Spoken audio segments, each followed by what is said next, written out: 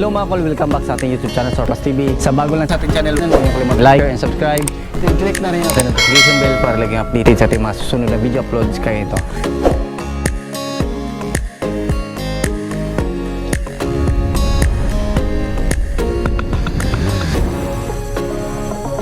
So ngayon mga kol, pakita natin yung ating pinakamurang Suzuki Every van. So pang negosyo, pang pamilya, ayan, so pwede natin gawing mini camper van. So yung presyo nito is umabot siya ng 237 all in na po yan mga kol. So tingnan natin kung ano yung mga additional or mga di-upgrade ng customer para umabot siya ng 237. So standard nito is 200,000 pero meron siyang pinadagdag, so umabot siya ng 237. So yan, yung makina nito is a K6A engine, 660cc, 49 horsepower po ito mga kol. Ayan, so non-turbo DE64V. So makita natin yung kulay is metallic black. So meron tayong transformer emblem na nilagay dito mga kol. So yan, so dito Kenditon red dito din sa kanyang mga grills. Then dito meron din tayong customized na fog lamp na nilagay. So yan po yung headlight ng mga DE64V. Fully tinted na po yan mga kol. So high roof yung unit natin. So lahat ng DE64V is high roof. So bihira lang po yung low roof ng DE64V. So mostly is high roof. So makita din natin dito, kumpleto po siya sa fender.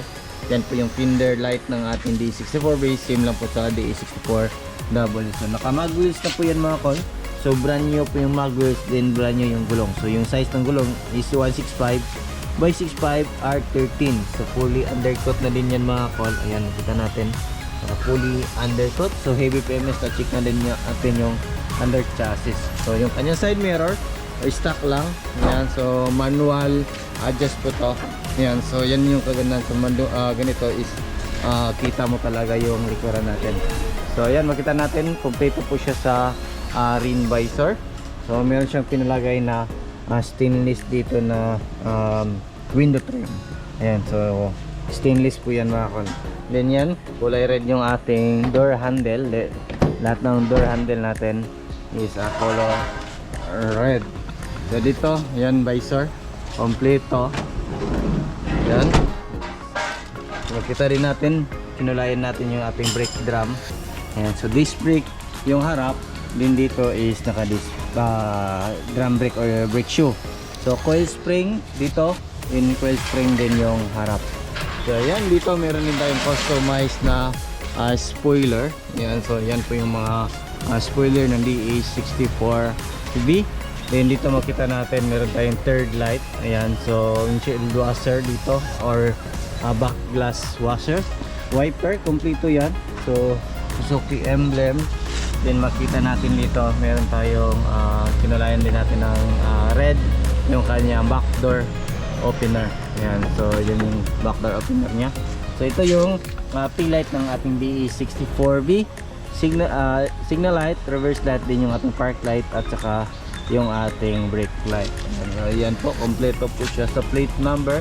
So direct na po sa ating customer. So meron tayong reverse camera dito mga kol. Yan dito. So yan po yung upuan natin mga kol. So straight lang po. Ayan, so makita natin. So yung ating ceiling is bago na din. So lahat ng ceiling natin is binabago natin. Brand new yung matting natin. So ang kaganahan sa ganitong upuan mga kol is level po talaga siya pag pinold natin. So pakita natin kung paano natin i-fold yung ating upuan para mas spacious po yung ating sasakyan. Ayan.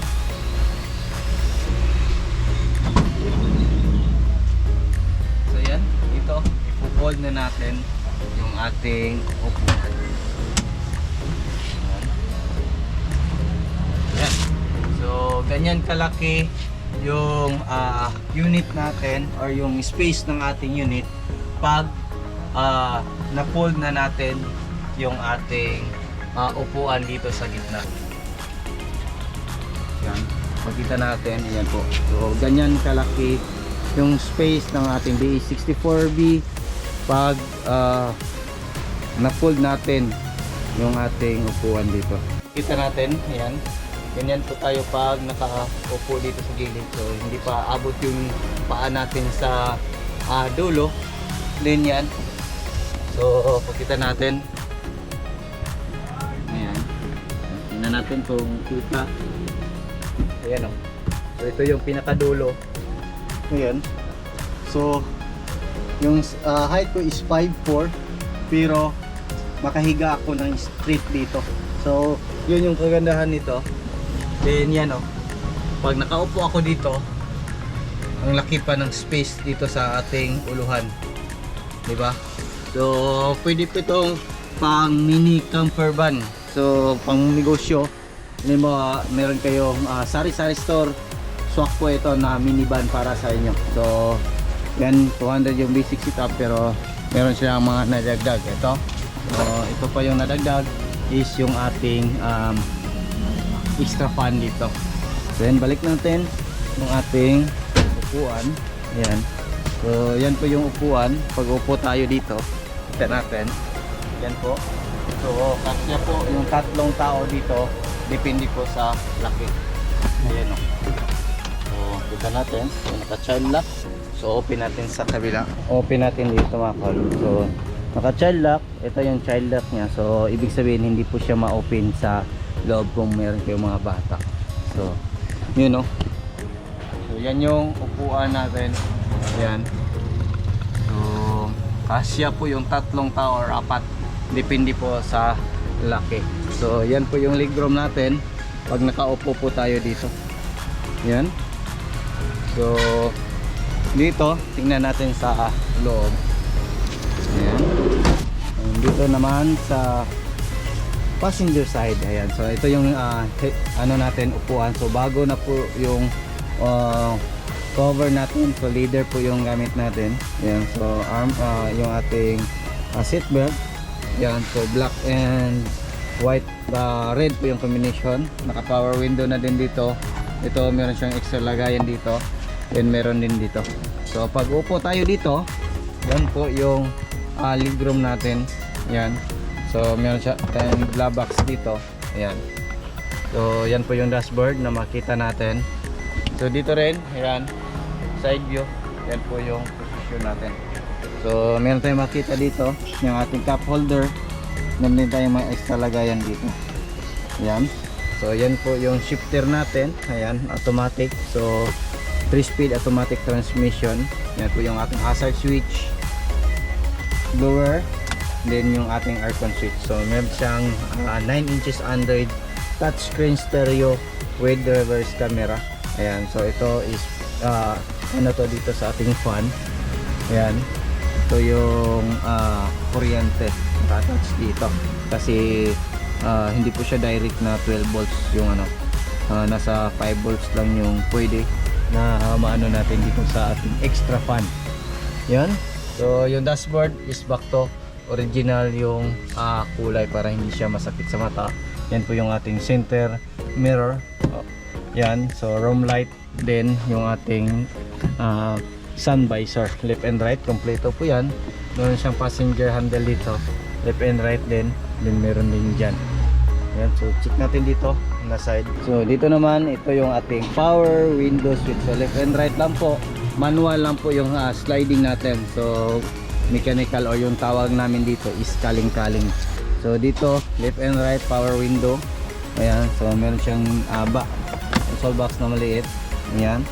So dito, ito makita natin dito, ito yung ating steering wheel. Yung upuan natin dito pwede na po ma-move atlas. Yan po yung pinaka full niya. Ayan, so yan po yung makita natin dito pag tayo ay magdadrive. Steering wheel, so meron tayong shifter under stereo natin. Ayan, so yung blower natin sa 2, 3, 4 po yung air vent natin. So dyan po lalabas yung hangin sa aircon blower natin. So dito makita natin yung ating nilagay na digital temperature gauge. So yung kagandahan nito is meron na siyang RPM. So pakita natin mga kol. Ayan. So start natin. Ayan, under na. So yan yung panel gauge natin, makita natin. Yan, so wala siyang RPM. So yung speedometer reading lang natin, makita natin dito. Yung cold start natin dito is yung ating mga reverse, neutral, drive, 2 at saka L. Yan po yung low speed. Then yan dito is yung gas indicator natin, parking brake. Ayan. So dito, ganahan nito bakal is makita din natin dito sa digital temperature gauge natin yung speed, RPM, kasi mataas pa yung RPM, 1230 to kasi naka cold start na. So dandahan na po yung bababa after starting. Then yung coolant natin makita natin dito is nasa 56 degrees Celsius. So yung overheat nito mga kol is nasa na po siya, 110 degrees Celsius pataas. Yan po yung overheat nya. Then dito pag tatakbo kayo, starting nyo is makita natin yung mileage nyo, direction, ayan, so makita nyo east, west, south, ganun. Then dito sa gilid meron siyang makita natin dito yung time natin. So yan yung kagandahan nito. So pwede din natin to gawin natin na scanner. So turn on natin yung aircon. Ayan. So yan. So malamig po yung aircon nito. Ayan. So DE64B. Ayan. So yan po yung model natin. Tingnan natin yung makina natin dito. Ayan. So yung makina nito. Ayan. So yan po yung makina natin na T6E engine, 660cc, 12 valve, 3-speed automatic transmission. Latest model na po ito mga kol, 2013, 14, gano'n na po yung model.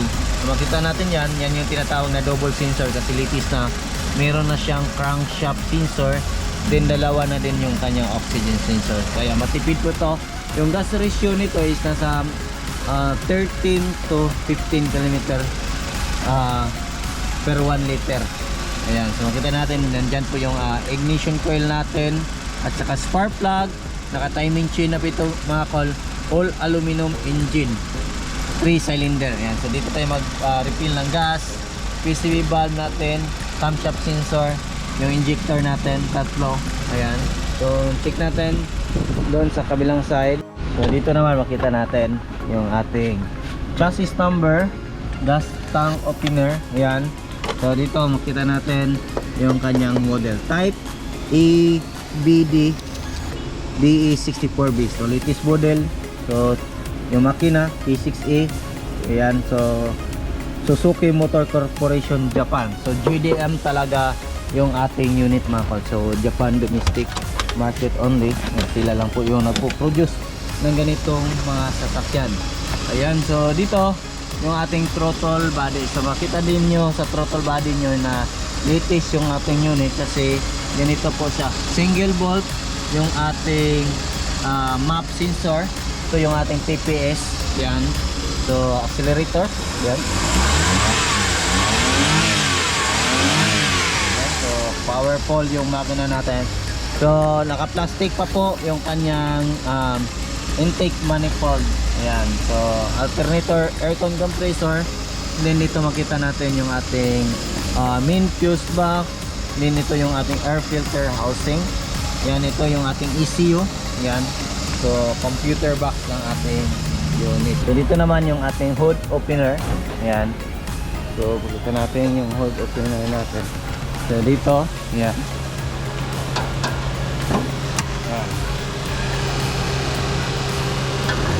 So kita natin dito yung ating windshield washer receiver. Ayan, so makita natin yung motor nito is rear at saka dito sa harap. Ito yung sa harap, din ito sa likuran. Radiator cap, ito yung radiator natin. Nandiyan din yung cooling fan natin. Aircon condenser nandito. Ayan, so brake fluid receiver. Yung coolant receiver natin nandito po yan mga kol. So yan po yung makita natin dyan. So yung nilagay natin sa cooling system natin is coolant talaga para mas tatagal po yung makina natin at saka mas maganda yung cooling system natin. Hindi siya basta-basta masisira, na yan po yung simulan ng pag-overheat ng ating unit. So dito makita natin yung ating jack, tie range jack at saka yung riser natin. Ito yung riser natin. So yan po yung sit up natin sa tag 237 natin na unit. So all in na po yan mga call, made to order. So kayo yung mamili ng kulay kung ano yung gusto nyo. So kasama na yan sa upgrade. Yung basic talaga nito is 200,000. May upgrade po yung customer natin ng fog lamp, mag wheels, spoiler, Android stereo, then yung mga window trim at saka yung ating digital temperature gauge. So yan lang muna yung aming vlog for today. Maraming salamat po sa patuloy na pagsubaybay.